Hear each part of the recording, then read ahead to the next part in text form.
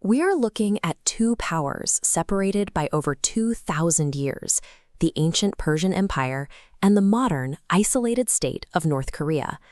Despite the distance of centuries, the methods used to secure absolute authority remain remarkably consistent. Herodotus documented the mechanisms of the Persian state 25 centuries ago. Today, intelligence files on North Korea revealed those same mechanisms are still in use. Analyzing these parallels reveals how separate regimes can use identical strategies to command total devotion from their subjects. Convincing a population that a leader is more than human is often necessary for an autocracy to survive. Ancient Persian kings required subjects to prostrate themselves, an act of literal self-abasement that established the ruler as a terrestrial god. Kim Il-sung adopted this standard in the 1940s. He cultivated the image of an all-knowing architect, transforming a former guerrilla fighter into the infallible center of the state. The ideology of Juche, or self-reliance, provides the theological weight for this control. It is an intense state devotion that treats the leader's will as the center of the universe. When a population is conditioned to view their leader this way, his death is experienced with the same hysteria as the loss of a deity. Absolute power creates an environment of total isolation. For the ruler, the fear of betrayal often outweighs the threat of foreign invasion, leading them to target those closest to the throne. King Cambyses executed his own brother to secure his position.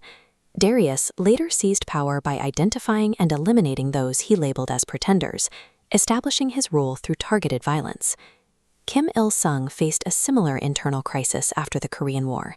Instead of accepting responsibility for the military stalemate, he redirected the blame toward his own political inner circle.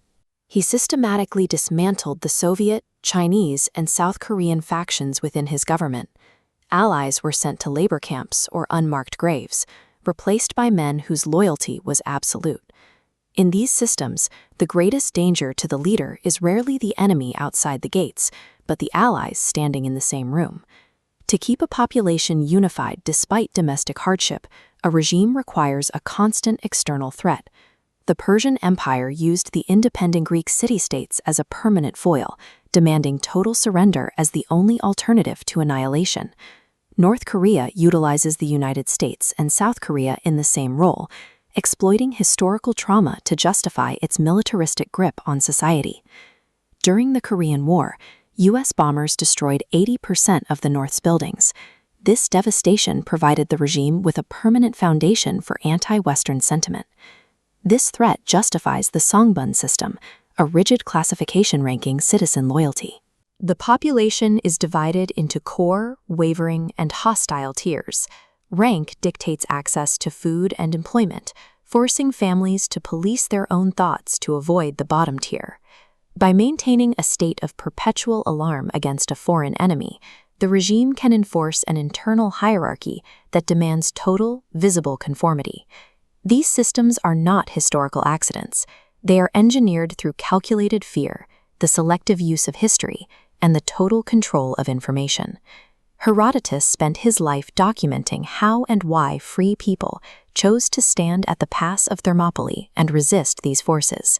The physical boundaries of that conflict have shifted, but the ideological divide remains. The DMZ in Korea is the contemporary frontline of a very old struggle. The tension between absolute state control and the desire for self-determination is a constant in human history. Identifying the methods of the autocrat is the first step toward resisting them.